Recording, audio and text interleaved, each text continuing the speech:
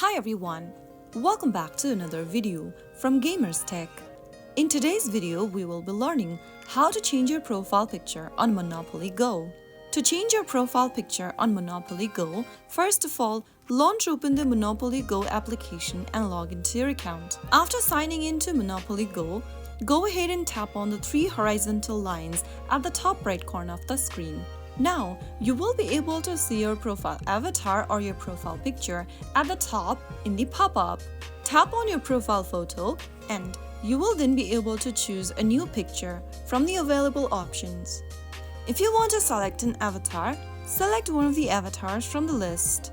If you want to change to your own profile picture, you can connect your Facebook account to use your Facebook profile picture. Select one of the avatars or profile picture and then tap on Save, and you will then be able to change your profile picture in Monopoly Go. You can always come back to this page and select a new profile picture of your choice. So that's how you easily change your profile picture in Monopoly Go. I hope you found this tutorial helpful.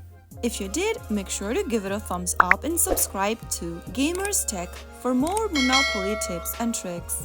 I will see you again in the next video. Thank you for watching.